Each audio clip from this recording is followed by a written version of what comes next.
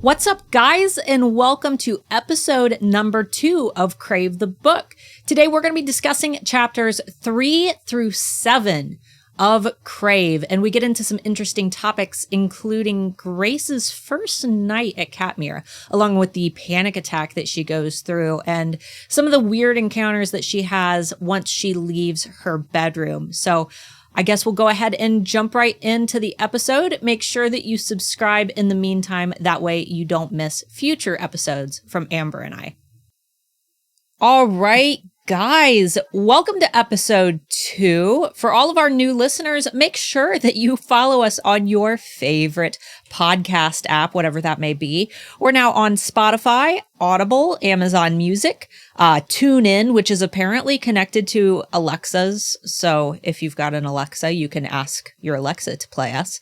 We're on iHeartRadio, Player FM, Listen Notes, Stitcher, and we actually just made it onto Google Podcasts. We're still waiting on approval from Pandora, and I don't know if we're going to be able to make it with Apple Podcasts because their process is kind of a pain in the butt. But you can also subscribe to our YouTube channel if you want some fun visuals along with the podcast as well. So that's really exciting. And to stack on top of all the excitement, we actually hit the top 10% of all podcasts, like within how many days, Amber, was it?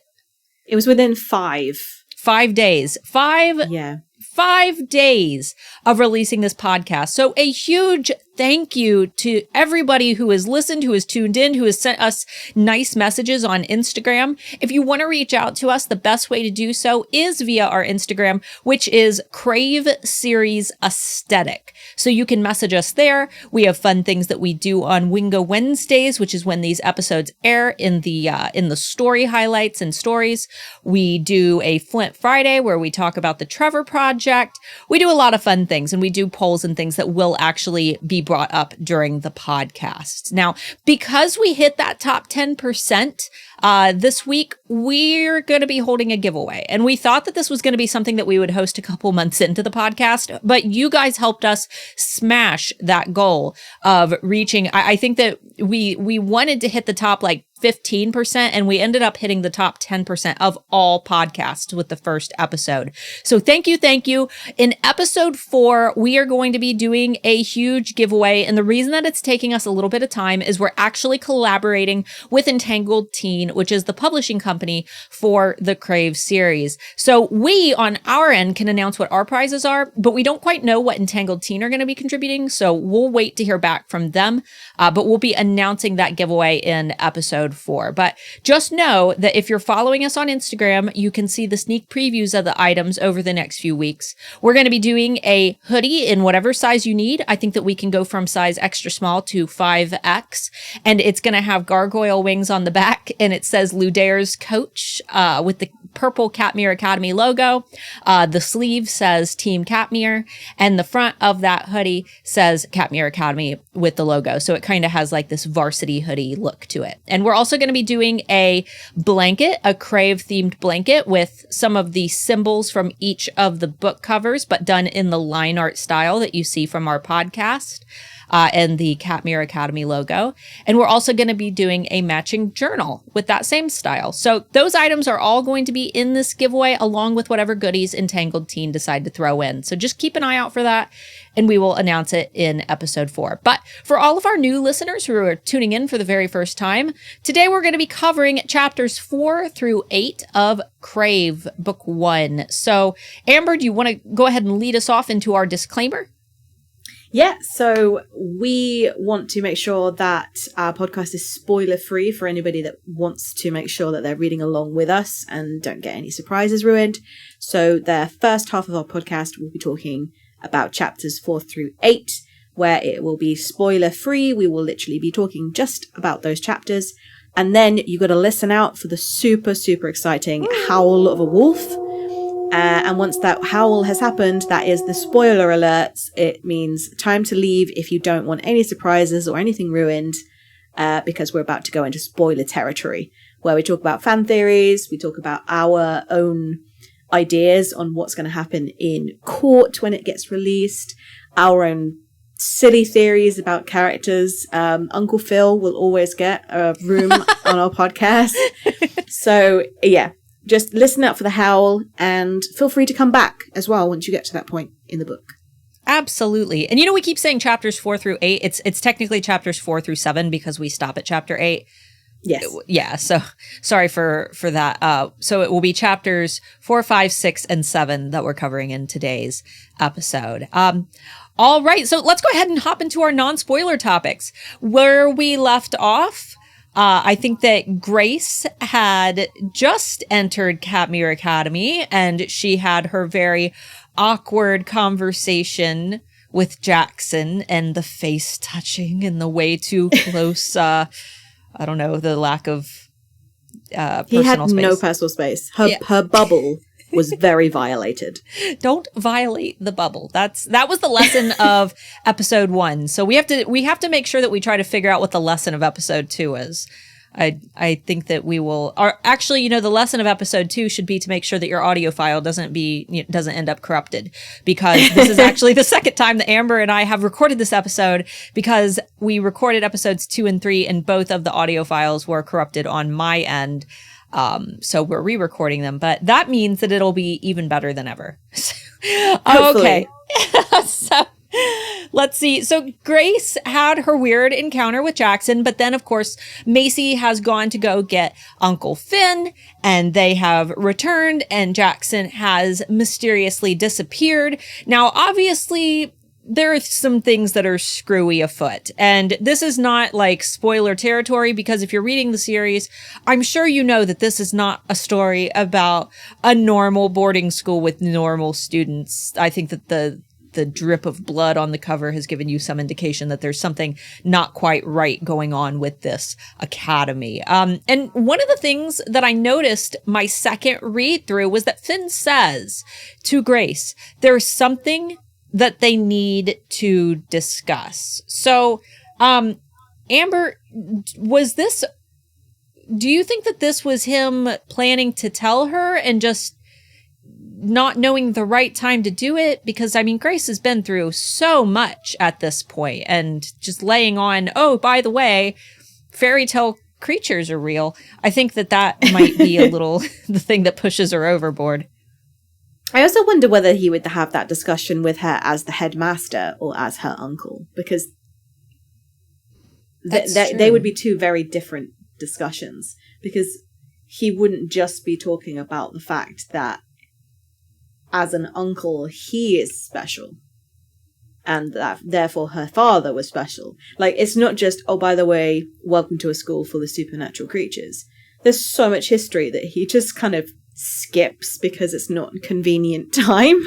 Yeah, and that her parents lied to her entire life, which, obviously they did it for the right reasons. And what the great thing about us recording episode 2 now is that Amber and I gained access to the Vampire Court bonus chapters, the Dragon Court bonus chapters, and the Witches Court bonus chapters. And the cool thing about the Witches Court bonus chapters is that it goes into more of the backstory of Grace's parents, which I really enjoyed reading. So we get to hear a little bit more about them.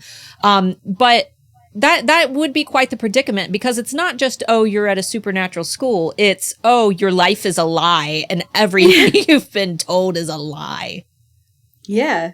And the fact that he kind of skips that conversation, and he actively makes that choice to not have that conversation then as well.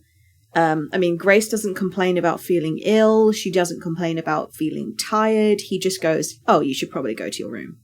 Yeah. And, maybe he thinks that Macy, maybe he wants Macy to be the one to break it to her, or maybe it's just one of those things where he thinks that it would be better for her to get acclimated first.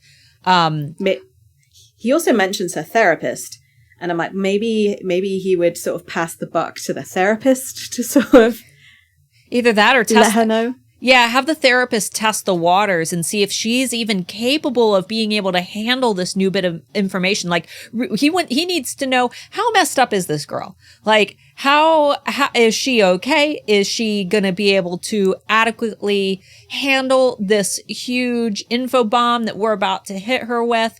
Or is this the thing that's going to absolutely push her over the edge and make her completely lose her mind? Which Amber and I have brought this up on multiple occasions, but where the hell is Grace's therapist? Why Grace, and along with all of these children, I think, need to be seeing like a therapist or have some required therapy sessions, because not only is Grace going through an immense amount of trauma, which we see that through her panic attacks, her constant anxiety, and her overall.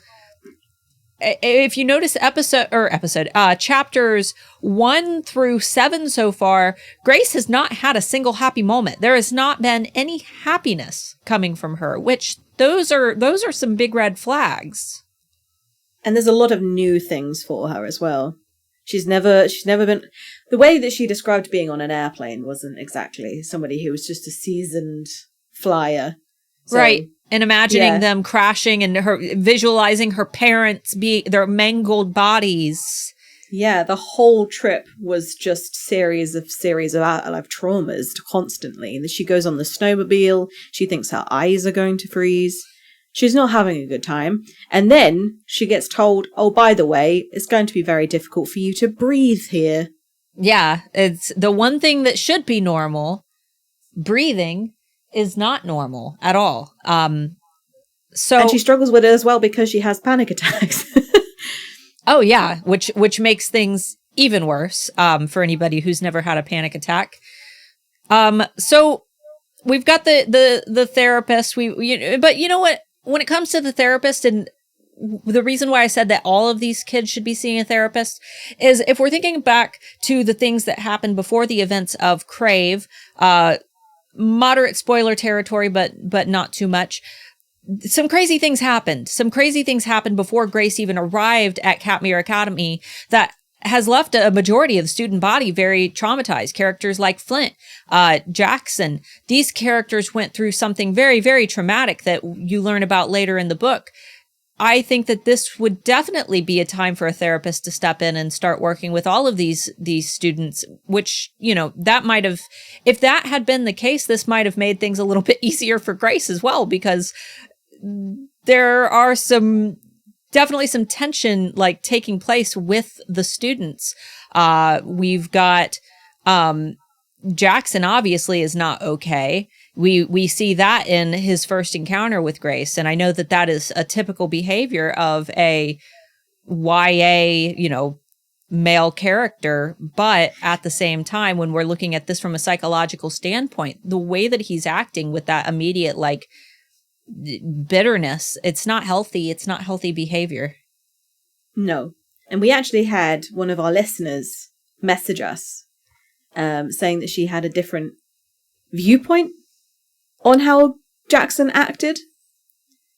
She said that, and shout out to the girl, I can't remember your name off the top of my head, and I don't want to check my phone because it will just keep buzzing.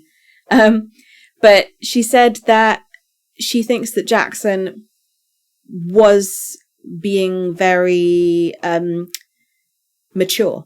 That he was trying to be mature, probably wasn't coming across that way, but he was trying to be the person that looked after everyone, even if it came across very unwelcoming, because he felt like he had to be the big brother, which was a very interesting concept, and I didn't think of it like that. But it's kind of like, when you see a child having to step up and be the father of the house, the man of the house, and it comes across really weird and wrong, and that they probably sometimes don't get the sentences right, and they say the wrong things. But it's actually that they're trying to step up. Yeah, that makes total sense. And he is trying to put a lot of this pressure on himself because of things that took place last year, which new listeners, you'll find out about that soon. But I also feel that he is not the adult in this situation. Finn is the adult. Obviously Jaxon is very, very old, but he still has the mindset of someone, how old is he? 17? He's 200. Well, yes. But yeah, I think he would probably identify as 17 years old. Yeah. So he's acting very much in character with how I would expect a 17-year-old boy, angsty teen-year-old or 17-year-old boy to act. And that's it would make it much easier if he just went, look, I know who you are. We had loads of assemblies about you coming here. I really don't think you should come to school here. Genuinely, it's probably the most dangerous place that you could possibly be right now. I would probably have a word with your uncle. He might give you a bit more information, but seriously, you need to leave because I fear for your life. Yeah. But he didn't. They're just really rude. There are better ways to handle things. There are better ways to... Communication is key, and communication will be key for your entire life. So getting good at communication should be your priority in life, I think. I think that a lot of us bumble by without properly learning how to communicate. And then, for example, when we get into things like relationships, marriages, things like that, not knowing how to communicate is what's going to make or break your entire life, whether that be your career, whether that be your ability to be a partner to someone or a parent someday. Communication skills are huge.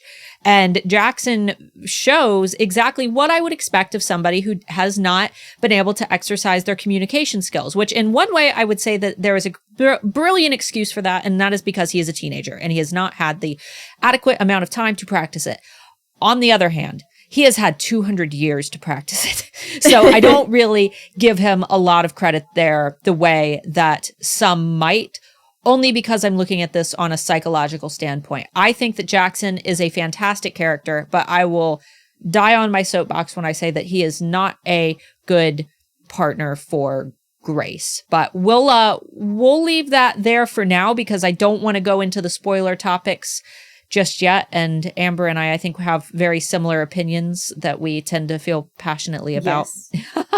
And it is really, really hard not to give you spoilers. I hope you guys appreciate how hard it is not to go into our diehard fan theories, and just we really struggle to make sure that we don't give anybody we don't want to ruin the surprises because there's so much, especially in Covet, that it gets answered.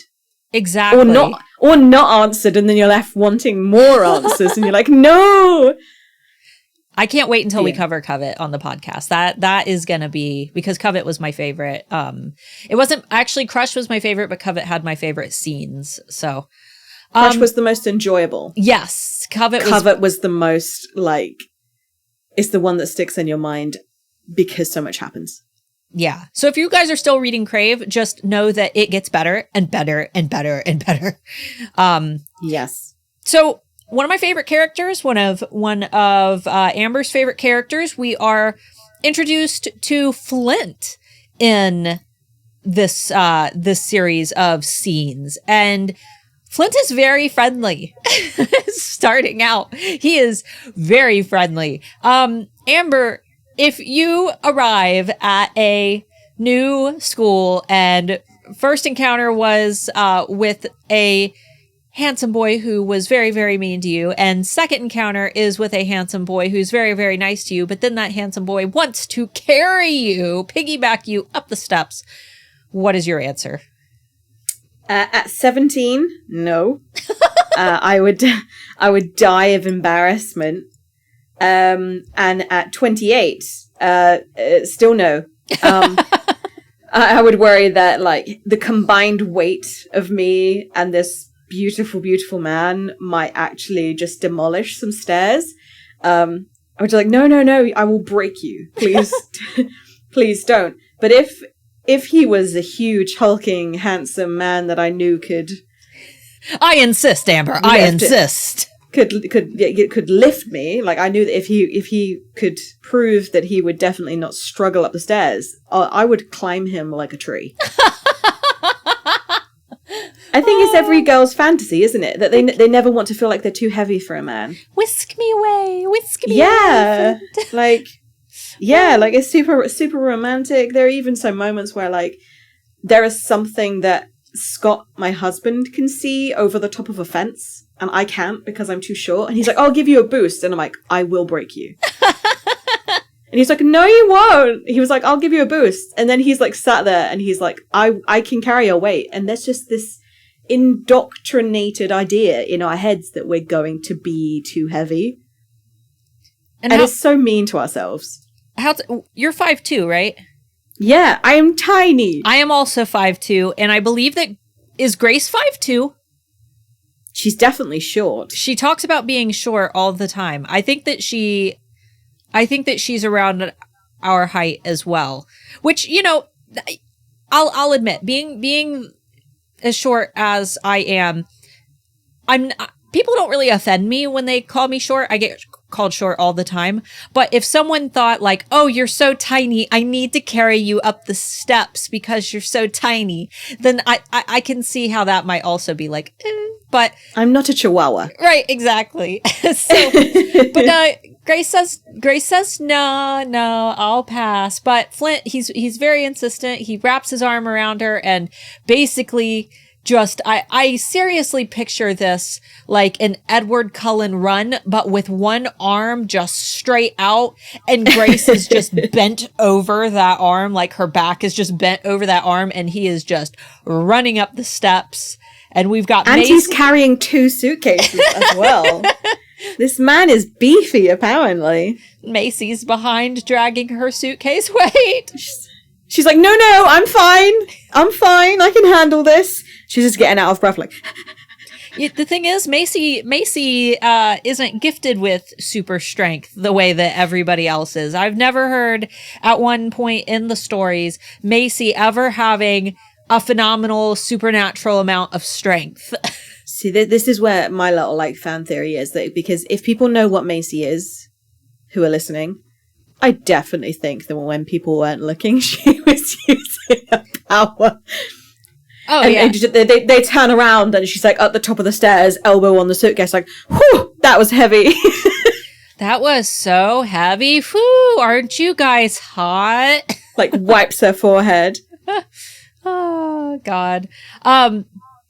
So, and then when we get to the room, we obviously find out that Macy has a little bit of a crush on Flint as well. Yeah, she's like in super denial too, because she has a boyfriend, but you can definitely tell that. And Grace, it's funny that they haven't hardly talked at all. And one of the first things that Grace says is, you've got a crush on Flint. I don't know if I had just met a family member that I had not seen in years, and I finally am alone with them, I don't think that would be the very first thing that I would point out. I think I would let it go and save that until I was a little bit more comfortable with that person. Yeah. And then you also find out that, like, I think that she goes, oh, yeah, but I don't like him like that. And then you're like, you like him exactly like that. Yeah, that's... Like, you going all that, like, schoolgirl, giggly, like, blushing, can't get word in edgeways, making weird noises that you can't control when they're around. I absolutely was that person. Yeah, that's... And she's also trying to kind of stay away from him, too. I noticed that Macy's... She almost was, like... She was unhappy when her uncle calls Flint over to help. She's just like, oh no. Like, it's almost like she knows that she's gonna slip up and show that herself. Yeah, exactly. So one of the little things that I really, really enjoyed, because there's a lot of foresight that takes place in these first few chapters, and it went over my head on my first read through. A lot Same. of it went over my head. I highly recommend reading the books twice for anybody who's gone through them. Yeah, all the foreshadowing that you read is like, oh, why didn't I see it? And there was so much beginning, because it's like Tracy was trying to casually sprinkle in clues, but I was just so convinced. Oblivious. Like this. Yeah, well, I was like, this is a vampire story. I can see that it's a vampire story because there's blood on the cover, so this is a vampire story. And then once I got into it, I'm like, oh, this is not a vampire story. There's a lot going on here. But when Macy says, I wish I could just wave a wand and put everything back the way it used to be, because Grace was, kind of breaking down in front of her. I read that a second time. And the first time it went over my head. And then the second time I'm just like, ha, ha, ha, ha, ha. And I definitely think that she was definitely waving wands. She's waving it like behind Grace's back. Yeah, just like, oh, they're not looking, quick, make this easier for myself.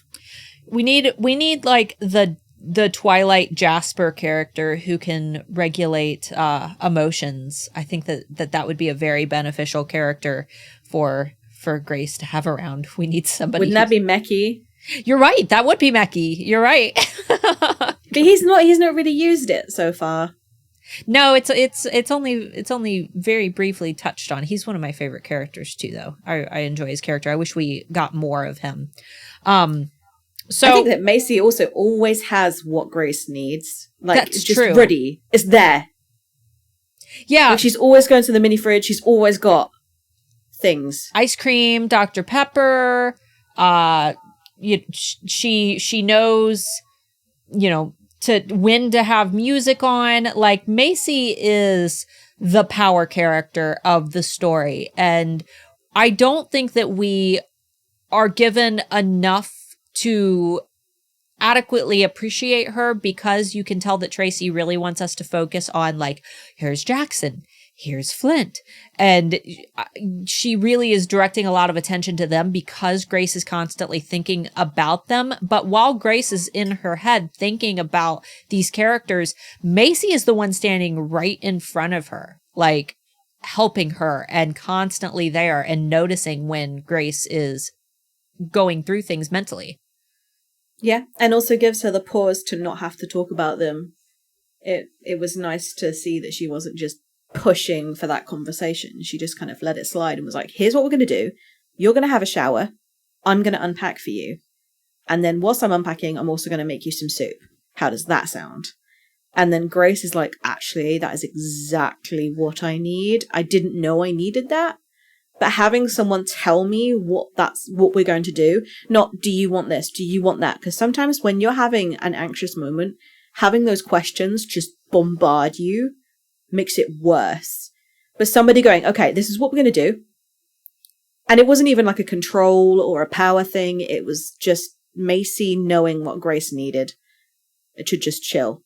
Right. She's like, right, you're going to go do this. I'm going to do this. And then we will revisit this conversation. It's offering the sure thing, because when Grace's entire life has been uncertainty over the last few months, she doesn't know anything. She doesn't know where she's going to end up. And then she ends up at Katmere and she doesn't know what that's going to be like. She doesn't know how to dress. She doesn't know who her cousin has, grown into.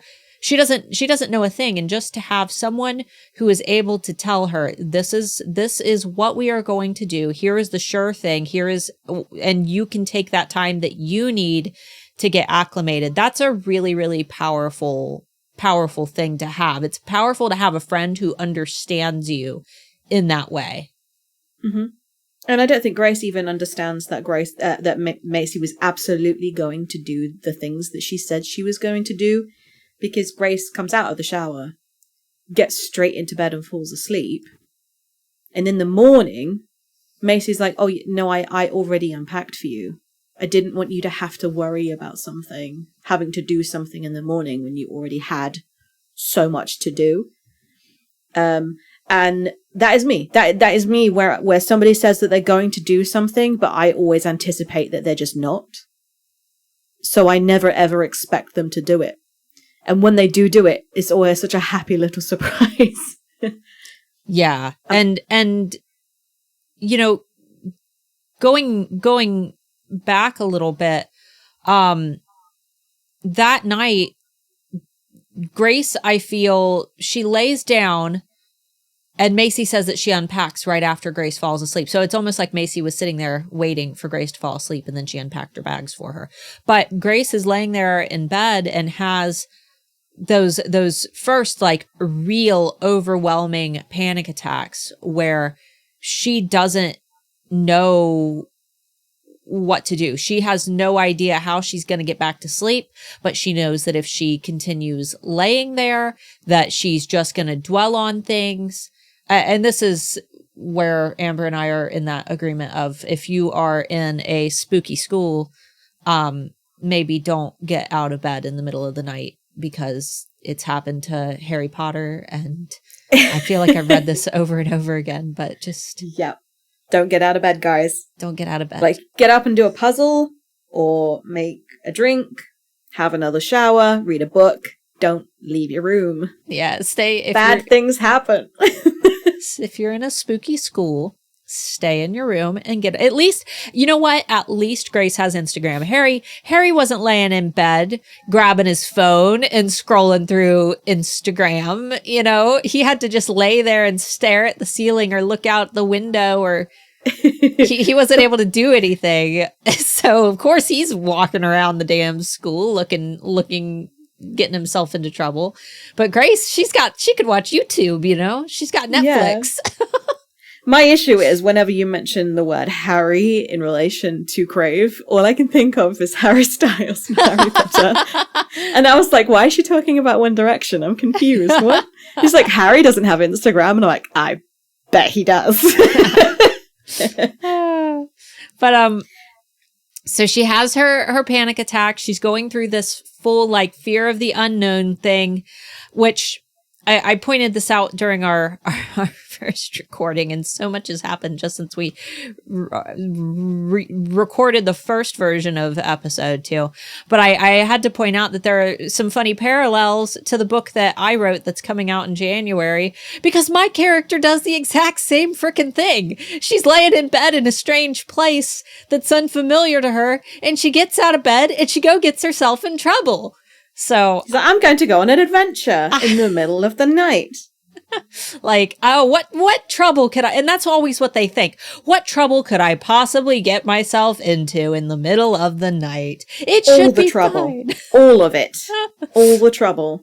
And of course, Grace does get herself in trouble, because we have that very strange altercation between Quinn and Marc, which they come through the door and are in band tees, and I totally imagine them in like jorts. I just full out imagine them Twilight werewolves. Like they're in their band tees and jorts, and just super hot. I can't regulate my temperature, so I go out for a run in the Arctic snow in jorts with a nose ring. Do you know how cold metal piercings get? I do not. Yeah, he's got a big, what she said, like a big black septum ring, right? One of them did. Oh. So, yeah, he's probably got some booger popsicles coming out of his nose. Piercing. I've got a big, very large lip piercing in it. It gets quite cold. But what was really weird about that encounter is they start sniffing Grace. Which is weird. I mean, it's a bit more weird than touching a stranger's face, if I'm honest. Yeah. Would you rather someone sniff you or touch your face? Well, I guess it depends on who it is. Smelling is such a weird thing. Like, you would always liken it to an animalistic thing. Now, and unless it's followed with, "Oh my god, I love your perfume," right? Then the encounter is weird. Is it now? How are we visualizing this sniff? Is it like are you picturing like when a dog gets a little whiff of you and they kind of like lean forward without getting too close, but if you move too sharply, they jump backwards, like one of those sniffs? Or are we picturing like Bella walking into the biology class and Edward grasping his nose? Like, what type of sniffing is this? I am imagining like nostrils flaring, you know, like that really subtle like sniff that dogs do. Yeah, like just a little whiff. Yeah. And I'm really hoping that when this comes to a movie, that they actually get the actors to actually do that and not do the Edward Cullen, like, or sniff the baseball. Like, no, don't do that. The baseball scene in Twilight when James like sniffs and he went, "You brought a snack." Like, yeah, how did he not smell that before? because taking her hair down was going to cover up the scent, you know. That's how that works. They need to actually use the Jacobson organ in their nose, properly smelling it, not doing an inhale with the nose. That's like a full huff, you know, like that. Yeah. It's weird. Like, as soon as you do that, it becomes creepy. But if you, like, actually sniff like a dog, then it would maybe allude to what they are, maybe a bit too early. I don't know. I am interested to see how they portray this scene. And you know, the thing about animal smells versus people smelling is that animals do like that full palate smell where it goes in through their nose, but it's almost like they can taste the smell different than what people can. It's like a full palate thing. So yeah, I'm very nervous about the movies. What I'm hoping that they don't do is they make it like a fun Monster High, like Teen Wolf. You know, I'm so afraid that it's if they did it Harry Potter style and not like first like Harry Potter movies, like, you know, later. Let's turn the hairdryer on. Yeah, like later. Like, special effects, really bad. Later in the series, you know, I think that, and you know, because snakes totally blink. That's my biggest beef with the first Harry Potter movie. I'm like, snakes do not blink. They don't have eyelids. But, yeah, I think that if they took it that approach and did it more like the last Harry Potter movies, that it'll go really well, and I'm hoping that they take it that route and not like a fun, like bubbly, like silly teenagers, and I don't know. But I also hope that they don't put a teal filter over everything and make everything green. Yeah, you know what? I think it would be cool if they did have their own filter, though. Not teal, but if they gave it, I love the ambience of a fully immersive movie that has a stylized palette, because Harry Potter did, even if you don't notice it, the walls are all the same color. The outdoor scenes have a bit of a filter on them. And obviously their clothing is all very, very similar. There is a defined palette to all of the Harry Potter movies, other than the very last Deathly Hallows. I feel it went with a much darker, eerier palette. And when you were hit with that, it was similar to how, fun fact about New Moon, but the scene in Volterra, Italy, they made sure that they did not use any red in the entire movie. That way, the scene where Bella is running through the festival, it popped. So I did not know that. Yeah, they made sure to not use that bright red in any of the scenes. So I found that to be a very cool mechanic that they added. But anyway, back to Grace and this her altercation, her sniffing friends. They start trying to drag her outside, and Grace, like, she whoops some ass. She is, just so you guys know, if you ever are grabbed by somebody, you do what Grace did. Scream, punch, bite, scratch. Do absolutely everything you possibly can and make yourself as loud and as difficult as possible so that the person just gives up and thinks you're not worth it. Yeah, absolutely. Like, you fight and do not worry about the consequences if you are being snatched. You do everything that you can. Grace, I was very impressed with her because I was not expecting, this is the first time that we have seen some like pure hostility in Grace, and I think that it really showed her character, and I loved it. But she did, and she's at a school. She's not even prepared for this kind of altercation. Like, she's at school. It's not like she's going down a dark alley and like you mentally prepare yourself. Okay, all right, okay. If I get jumped, this is what I'm going to do. She's just walking the hallways of a school in her pajamas, and then she gets attacked, and threatened with death. It's not like, oh, we're going to just chuck you outside and teach you a lesson because you're locked out of the school. They're threatening her with death because it is so cold outside that she would get hypothermia and die. Yeah, I live in Ohio, and I mean, it gets cold here. It definitely gets cold enough to to die if you were to not have adequate warmth. And I think about what it must be like in Alaska. I mean, anybody who lives close to the equator, like you guys, I'm sure that the idea of being so cold that you die within 10 minutes is probably insane. But it really is that cold where if you don't die, your limbs begin getting frost. Yeah, they get frostbite. They literally die. My mom is, she works in a nursing home, and I have seen people with toes that have turned black and are just beginning to fall off because they have died. So this is a terrifying situation for her, but she is able to bite one of them. I can't even remember who had her. She's able to bite them and they release her, and then she just starts seeing them fly across the room. Yeah. Like, just like, like, did I do that? Right. They're just, it's raining men. But then she runs into that wall of muscle, the mysterious wall of muscle, which I believed was Finn, but then you corrected me and said that I don't think that Uncle Finn would be described as a wall of muscle. Ooh, Uncle Finn. Amber, in our defense, Amber and I are 28 and 29. So we're allowed to be like, ooh, Uncle Finn. Just like I'm that way with Charlie. And you already have your ideal casting of who you want as Uncle Finn. Oh, hell yeah. Brendan Fraser. Guys, Brendan Fraser has gone through so much. If you don't know what happened to Brendan Fraser, make sure that you read up on it. But this man has gone through so much and he deserves to be cast. And I swear I will send letters and letters and letters to Universal Studios if they start casting, because I want Brendan Fraser as Finn. He deserves it. He is a wholesome man, and this is a wholesome role. Unless we find out something awful about, Uncle Finn in court.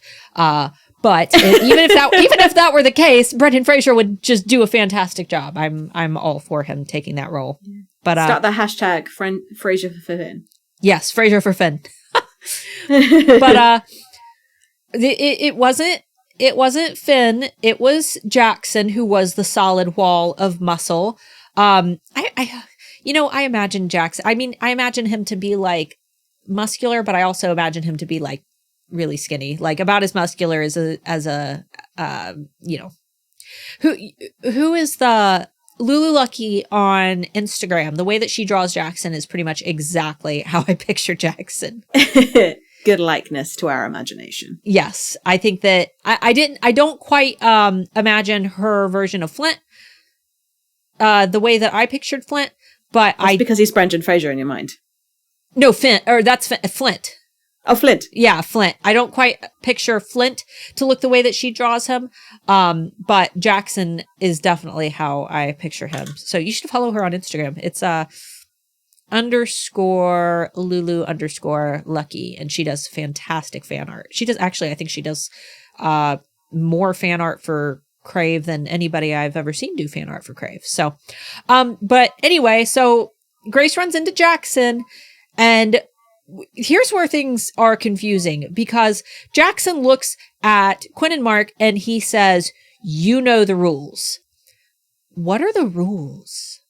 We never find out the rules. We never find out. We do know that they had assemblies about Grace coming, and apparently some rules were mentioned on how they should treat her. But at that point, and also for the subsequent chapters, all I was thinking was that the entire school are being made to kind of keep things stum, that they're not allowed to let her know what things are lurking in the hallways. Which is really just poor planning, because, I mean, she got to the school and she's already hearing a ruckus outside. She's hearing noises and howls, and I'm positive that these are students, out shenaniganing outside, because Quinn and Marc already said, well, the moon is doing its thing. So, and what could that mean if not for a wolfy thing? Right. I mean, the whole time I was still just either vampires or wolves when I was reading it. But I think my brain definitely went to wolves because of those Twilight similarities of the body heat and the the outfits that were not good for. Yeah, I definitely think that the noises that Grace is hearing are the other students who have been told by Uncle Finn not to sort of show her what they are, and having the only opportunity to be their other selves are just outside. It's like when the kids are being loud in the house, they're like, you know what? If you want to do that, you go outside. You are going to use your inside voice in the castle outside if you want to screech like that. Yeah, like I'm imagining they're just all out at 3 a.m. in the morning. Just running around, just doing like, woo, getting all their energy out. Oh, God. And then they're walking back through the doors like, right, human, channel my inner human. And then sniff. Well, I mean, at that point, she'd already seen them come in from the 20 below, I think that she said. 20 below freezing. That she's seen them just walk in just banties and what we're imagining to be shorts. Jorts. Well, thankfully Jackson's able to run them off, but then he's back with even less personal space than in chapters 1 through 3, because he notices that Grace is bleeding, and we'll just throw out the quick disclaimer. We don't shame. Whatever you're into, whatever your kink is, whatever you like, that's cool. That's all good and well. But what Jaxon did, don't do that. Don't do that, because he decided that he was going to wipe away the blood from her lip and just give it a little taste. Give it a little, and then num. Tasty. So yeah, well, in this world, that's okay, I guess. Well, actually, it's kind of weird, but maybe don't. In his world, it's okay. Just not in front of somebody who is not a consenting stranger. Yeah, that was, and really, you don't know where they came from. You don't know what's in their blood. It could be any kind of pathogens, any kind of germs. Don't lick strangers' blood. But what was his objective here? What's he do? Is he? I mean, he's telling her to stay away. He's telling her it's not safe. He's telling her to leave. But then, what? I mean, why? What?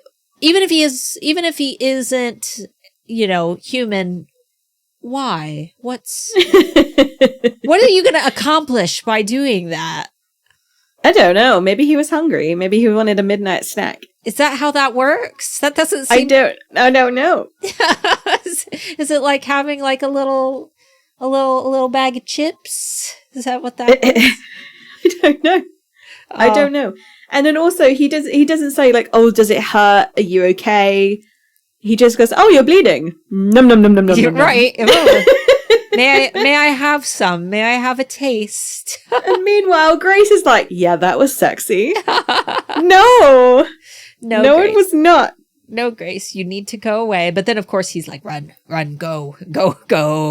And yeah, so I think that we are safe to go ahead and bump into spoilers, because there's more I would like to unpack here. Oh, just in time. Just in time. Did you hear that? So let's go ahead and say goodbye to everybody who has not read after chapter 7. So long, farewell. We will miss you, but you can always tune back in after you have caught up. For everybody else, let's get into the second half of the podcast. So my question is, when he was tasting her blood and he like warned her off, was he going Twilight Feral? Like, was he going full Jasper in the beginning of New Moon, where like he gets that little taste of blood, or that little bit of blood, and he is afraid that he's just going to unleash on her? Because in the, throughout the story, Jaxon never behaves like that, other than when he's poisoned by Leah. Like, has he seen... Yeah, poisoned by Leah, and then also there was that moment where he starts the earthquake and the window shatters. I thought that was also a moment where he was losing control. That's true. But then obviously it wasn't. Right. He didn't like actually lose control in the sense that he went like animalistic and wanted to like, you know, drain her of her blood. And then Grace thinks that he did as well, because she wakes up in hospital and they're like, yeah, we had to give you a blood transfusion because your like carotid artery was severed. And she's like, oh, okay then. Yeah, and you know, if there was ever a time for him to lose control around a lot of blood, that would have been it. That would have been it. Because he had to... I don't think those vampires in this book are like that. I don't think that. I think what he was having was a major case of the hornies. You need to go. Yeah, you need to go because I just tasted your blood and I'm going to do things to you that we should not do in a corridor at 3 a.m.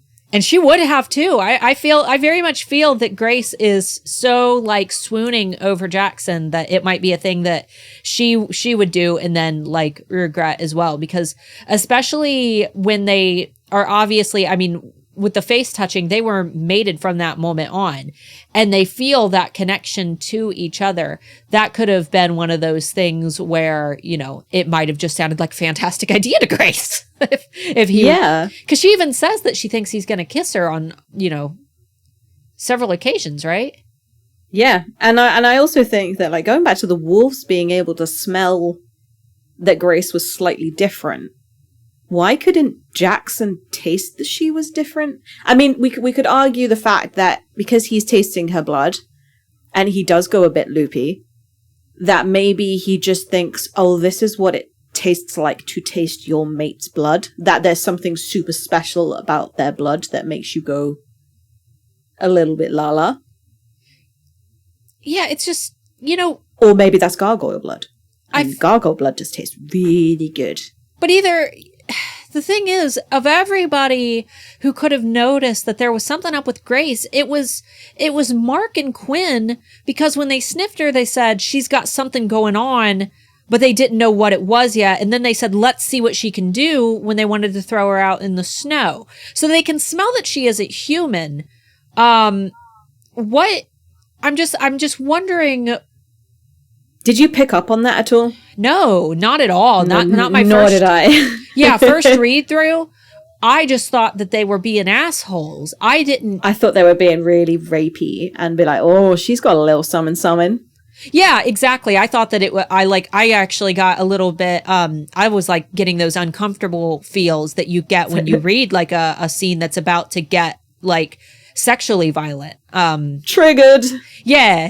I started to get that, you know, that feeling you get in your stomach, but then you can't stop reading because you have to know what happens. I started feeling that way, but then it, you know, I fully expected Jaxon to come in and save the day, because that's just how novels work. Yeah, exactly. That's how books work. The good guy comes in and saves the day, which is actually overall, that's why Crave is my least favorite of all of the books, because Grace is at her most vulnerable state and she doesn't have a lot of fight left in her right now just because she's already dealt with so much. But once Hudson is in her head, he starts getting that back. He starts actually blowing on the flames and really inspiring her to not just become a stronger person, but to become a new person, to become a better person. And, you know, I get a lot of people who argue on our Instagram page and they disagree that and say that Jaxon is the better partner.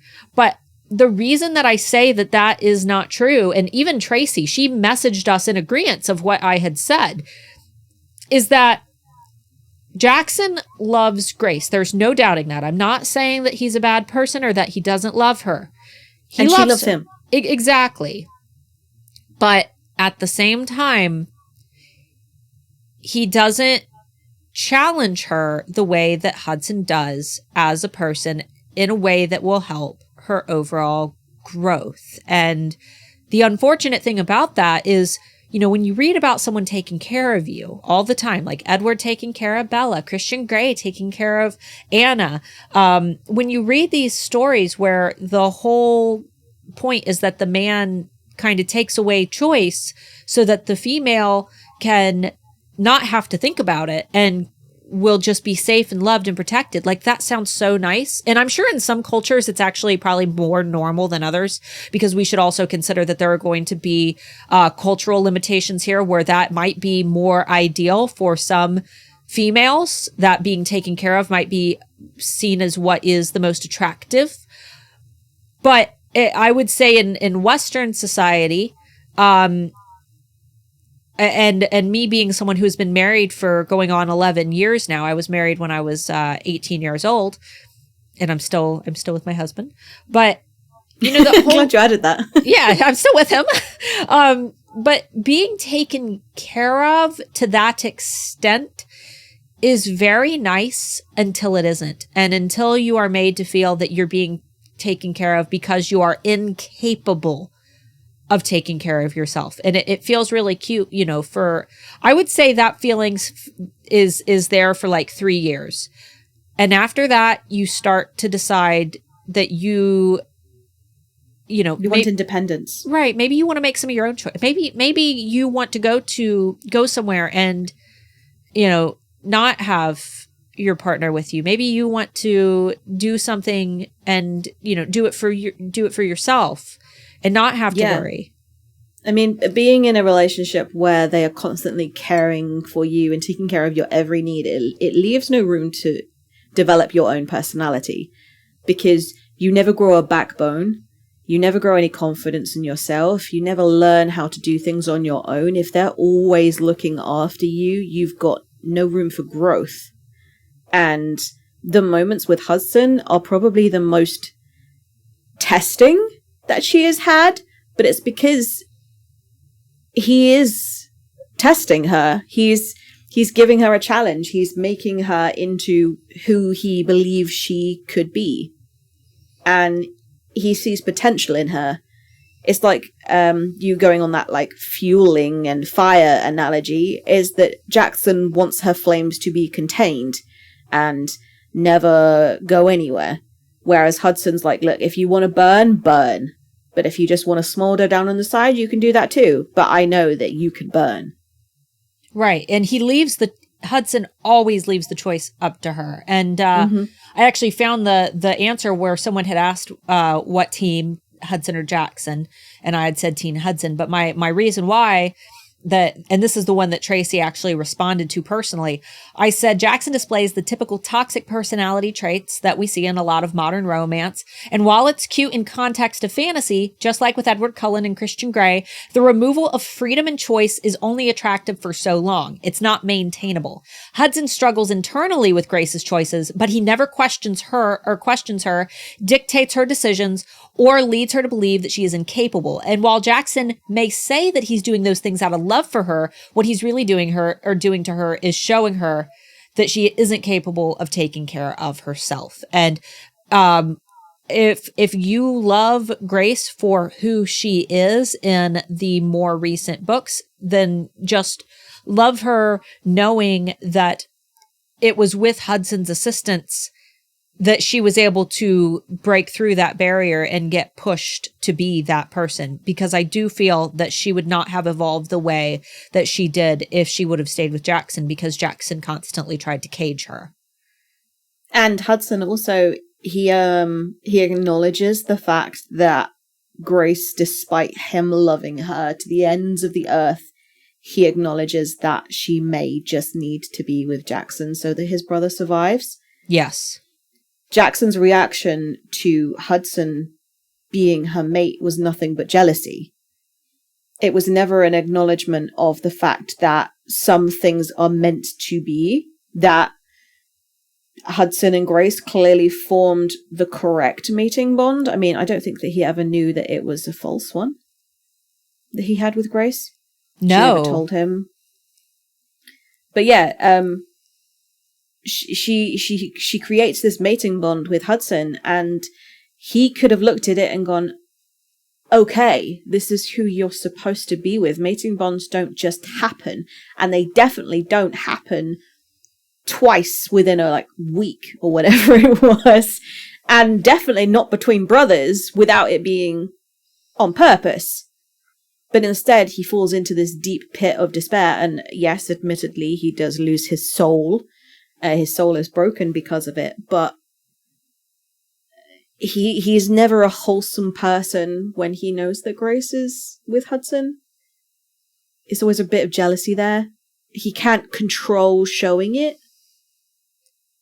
And he's not doing things that are just good for Grace either, like her birthday party. Yeah, that was a really petty thing to do, to give her the painting back, or the drawing back. Yeah. He's like, well, I don't want it anymore. I don't have any use for it anymore. And like, Grace was just supposed to accept this gift. And it wasn't really a gift. It was a guilt trip. Yeah.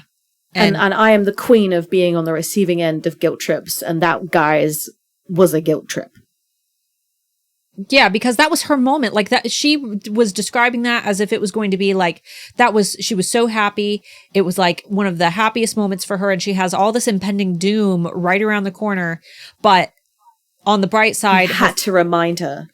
Right. Exactly. It's like there's all this impending doom and she's having this great time, being able to forget about it. And yeah, Jaxon had to break into that and kind of push her buttons for no reason. No reason at all. Like, he could have got rid of that painting on his own, but also if he really loved her, like really, really, really loved her, as if Hudson loves her, then he would keep that painting, because he would probably see, well, this is the only thing that reminds me of her that I can keep. And I bought it for a reason. I bought it for a reason because it reminded me of Grace, even before I knew her.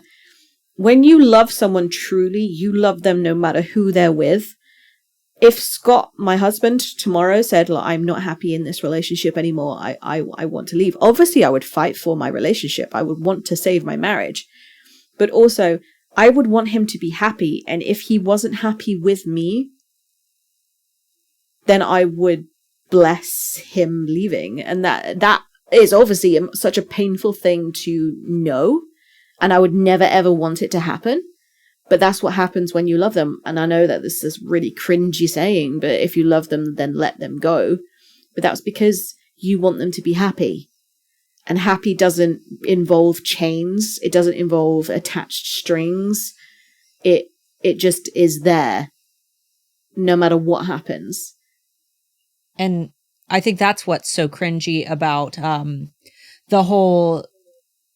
I am a diehard Twilight fan, and I think I've already mentioned in episode 1 that I actually own Robert Pattinson's coat that he wore in New Moon. So I am beyond a Twilight fan. However, I told my friend that you bought the coat, and she said, "Did she sniff it?" That is what everybody asks me. Everybody wants to know what it smells like. It smells very good. It smells like orange peel and tobacco.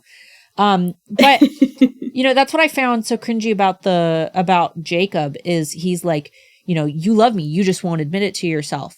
I will keep fighting for you. And that is there is a difference between an unconditional love and a selfish love. An unconditional love is saying, I will love you. I am so in love with you that I want to make sure that you are happy, even if that happiness means that I cannot have you. There's that form of love, which is, a mature love that you feel a little bit, I think, later in life. But then there is the love that you feel first, the strong love that you get when you're younger. And that is where you say, I love you so much that I will do anything to have you, and I can make you happy. And I. How can I make you fall in love with me? No, you can't make anyone fall in love with you. And you certainly can't bang your head against a wall until it happens. There's no forcing it. It just is usually an easy fall. Yeah. When it is true love. And that sounds so cringy, but it is. It's like this person annoys me the least out of all the people. And therefore, I love them completely. But they also infuriate you because you live with them. and when they feel the same way about you, then you know that things are going to work out. So another thing about that scene that we didn't get to talk about the first time we recorded the podcast, but I reread the scene again with the gifts in Covet. And I know that obviously we're not talking about those chapters right now, but just since we're bringing it up, all of Grace's friends were at the party, and I believe it was either Mekki or Luca and Flint who were like, yeah, you should keep it, because they didn't know. Do you know? And that was so awkward for Grace, where she couldn't say anything. It was like an inside secret thing with her and Jaxon, and nobody knew. And her mate was there. Hudson was standing like right there, but Jaxon gives her this gift that nobody else knows the significance of. And everybody's like, oh, wow, that's so cool. That's so neat. And Grace is going to look like a total biatch if she's just like, no, I can't.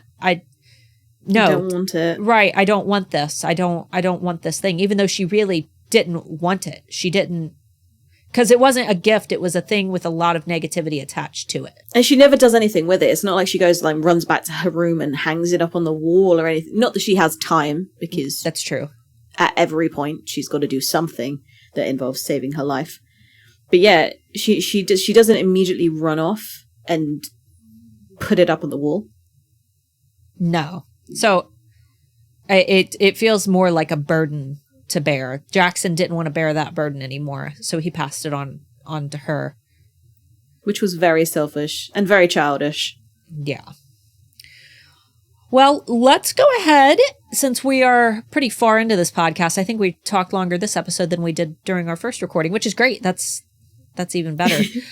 So fan question of the week. We had you guys ask us some questions, and we have a whole stockpile of them. So it'll probably be a while before we have to request questions again. But one of you had asked to please give your opinion on Leah. And we have opinions. So Amber, would you like to start with your opinion on Leah in Crave? Because she's really made out to be like the spawn of Satan. I was suspicious of her immediately. I mean, firstly, anybody would be suspicious coming across someone chanting in some archaic language, hood and robe, in the middle of the school day when everybody else is at a party, and she's just sat there like talking in tongues, reading out of a weird, creepy book. And then she closes it really fast. Yeah, the moment that she notices you watching, she's like, nope, let's go. You're not watching this. You should come to my room. We should do face masks, and we should have cocktails, and we should be best friends. You're going to be my best friend, and we're going to do all of this together. And yeah, like, let's go. And I'm like, you're suspicious. But it was no one is that thing. Nice. No one is that nice, that sickly sweet without an agenda. Yeah, other than, well, I was going to say other than Flint, but that's not true, because he was he was like a genuine nice, whereas Leah was too much, too soon. Yeah, she rang the alarm bells. There were definitely a lot of red flags, and I still don't know what would have happened if Grace had finished drinking her tea. That's true. Like, I think that you said it in the first round of the podcasts that you think that she was maybe testing the dosage, which creeps me even more out. Yeah, because, the first time that they drank the tea, it was just Leah and Grace in her room, and then Macy is texting nonstop, freaking out because she can't find Grace, and Grace is like, it's cool, I'm with Leah, and then Macy freaks out about that. So already she turns up immediately at the door as well. Yeah, which makes me wonder whether Macy had her suspicions anyway. But all she says was like, I can't believe that you're best friends already with the three most influential people in the school, like Flint, Leah, and Jaxon. All have paid special interest in Grace, and that immediately screams suspicious. Well, we basically have the vampire prince, the dragon prince, and then the girlfriend of the dead vampire prince. Like, when you think of it, like taking a step back and looking at it, past just popularity, like it's even more extreme when you look at it like that. So, Leah to me had those parallels to how Cho was manipulated in Harry Potter, where, yes, she was doing some crazy stuff. She had this, I mean, she killed Grace's parents. How long was she planning this? Like, this was a whole big orchestrated, insane, psychotic thing. However, I'm not justifying her behavior, not justifying that she killed, you know, her killing of Grace's parents and everything that she did to try to murder Grace, but she was under the direct influence of Hudson. Yes. Hudson obviously has the power to manipulate, and Hudson was going to do anything he could to be revived back, you know, and Leah was going to do anything she could to bring him back because she loved him. So it's really, it is a sad thing. Because I don't think that Hudson tried to get revived. I don't think he knew it was within the realm of possibility. He didn't realize his own power when he said, "You will always love me," or "You will never stop loving me." And that's a really sad thing to make someone promise. Because if you said that to someone and they had to take it as the truth of every fiber of their being had to follow what you said, of "You will never stop loving me," that's an entirely selfish thing to tell someone. Especially that young. Yeah.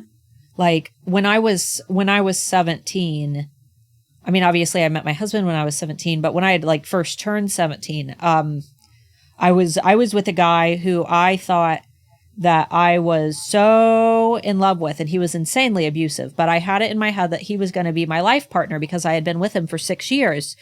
And if anyone would have told me back then that someday you will not remember exactly what his face looks like, you will not remember, you know, all the times that I laid in a bed and just like looked at him while he was asleep and studied every little contour of his face. If someone would have told me back then that someday you won't even remember what he looked like, what his voice sounded like, any of it, it will cease to exist from your memory. Back then, I would have said, "You are absolutely crazy. I am in love with this boy." But now I think back to it and I can't remember because it was so long ago. And despite the fact that I spent 6 years with him, my life continued moving even without him. And I am significantly happier now, even though back then I thought that there was no way that I can be any happier. I was able to be happier and move away from a very abusive relationship. And the way that Hudson left Leah with these, you know, the responsibility of making sure that she is able to bring him back so that they can continue on. It's really a sad story. Yes. And I mean, I remember being 14 and I was in a relationship that I really should not have been in. It was definitely a grooming situation. And I remember him telling me over and over and over again, "We are soulmates. There is no one else but you, that we will be together forever. Even if we're with other people, I will always love you. You will always be my soulmate." I memorized his phone number because my phone kept on being taken away so that I wouldn't be talking to this person that I should not have been talking to. And I memorized his phone number so that I could call him or text him from any phone. It didn't matter. I could have a secret phone and I could text him. I don't remember that number yet anymore. And I remembered that number for 6 years of my life. I wasted 6 years of my life, like fawning, mooning after this guy that had groomed me into believing that I was his be all and end all. And when you're that young, you are that impressionable to believing anything that anybody that you respect, that you love, you will believe anything that they say. Because you haven't got anybody else to tell you otherwise. And even if they do tell you otherwise, you're like, "No, that can't be true. So-and-so said." And it's a very easy way to be influenced into doing something that you categorically would have never done had you not been in that relationship. Yeah, because, and I think that it was the case with Leah. You also feel like they have an expectation of you, and once they set that expectation, even if it's not something that you would naturally on your own meet without their influence, with their influence, you feel obliged to meet that expectation. Mm-hmm. I don't think Leah was necessarily a bad person. It was just the fact that she, and I think that Hudson actually says in as many words, like, she was my girlfriend. And I also don't think that Hudson, our like dreamboat of a guy, our hunker burn in love, would not have been with a woman that was the worst person of the world. That's true. That's very, very true. And Hudson, I mean, I'm so glad that he is able to admit his wrongdoings. I think that that's something that not enough. I think we see it mostly with male characters in fantasy, though I'm sure that there are plenty of female characters who do it as well. Who don't. I didn't want to worry you. I didn't want you to think less of me. I don't think he's ever said that. Whereas Jaxon does nothing but keep secrets from Grace. That's true. That's very, very true. I mean, Hudson only keeps that one secret of we knew each other, but I think that was because there was so much hatred within Grace of him because of what she believed he could be, that when he finally heard her voice and she was like, oh no, not you, you're an evil piece of scum, you're like the worst person in the world. Could you imagine like almost waking up next to your husband and him saying that to you? Just not remembering you at all. At all, and also believing that you are the worst person in the world. Yeah. You would immediately close down. I don't think that I would even plead, because as my personality, I would be like, I don't even know who I am anymore. If you don't know who I am, and we've lived together for this many years, like, and you don't remember who I am, I don't know whether I would try and fight. I think that I would be like Hudson and just be so sarcastic. Because what's the point? And just be like, yeah, exactly. You would be defeated. You would just be like, at this point, all you've got to do is wait until those memories resurface, or try and build up that point. You know, when talking to your husband is like breathing. It's just so easy because you're best friends. It's like us in this podcast. Exactly. Like you just, it becomes that natural flow. I would probably just wait until that happened again, where you realized that you had things in common, that you could make each other laugh. And he did. He just waited. And I don't think that those memories will ever pop back up. But I think that was what he was waiting for, was for her to realize that talking to him was like breathing. And he allowed her to realize it on her own, on her time. He didn't force it on her. He didn't say, no, but we used to be, we were this, See, I think if he had done that, she would have immediately not believed him, because of the fact that he is supposed to be able to convince you of anything. That's true. And I'm wondering whether Grace would even be invulnerable against that, because magic does not work on her. Well, he has taken over her body, so it might be the same. He's taken over her body, but he hasn't tried to convince her of anything. That's true. I mean, although, like, Jaxon is also able to do things to her. Yeah, we haven't really figured out, like, what the extent of what... Glamours don't work. Shocking curtains don't work. What works? What works? So we had a fan poll that Amber set up this morning. First record of the fan poll, we asked a different question, but unfortunately we didn't save the screenshots. We didn't save the screenshots, and those polls are obviously only in our Instagram stories for 24 hours. So, Amber did a fan poll today that I'm actually seeing for the first time, because I didn't want to... I haven't seen the results either. Oh, okay. Well, then this will be a secret to you. Secret. I will ask you, which would you rather be? So the options were vampire, werewolf, witch, or dragon. So we asked you guys to answer. Amber, what do you think a majority chose? Knowing our audience, Vampire. And then what do you think the runner-up is? Dragon? What would you think would the least favorite be? Probably my favorite, which is I don't know actually, because everybody seems to have this like real like vendetta against werewolves in this book. But at the same time, I'm like, well, maybe a lot of people like dogs would like maybe want to be a dog, be a wolf. That would still be cool. Well, I'm going witch as the least popular. Vampire was the most voted at 53 votes. Okay. And this poll has only been up for like an hour, so we've had a lot of people vote. Dragon was number 2. You were correct at 10 votes. Witch is a pretty dope creature, to be honest, isn't it? Oh yeah, because you could just be fly. You could be huge. You could be huge. You could fly. You've got your dragon heart thing. There's so much. There's breathe fire or ice. Sometimes you can make flowers. I'm not really sure. Yeah, I think Flint said that was just him. He's special.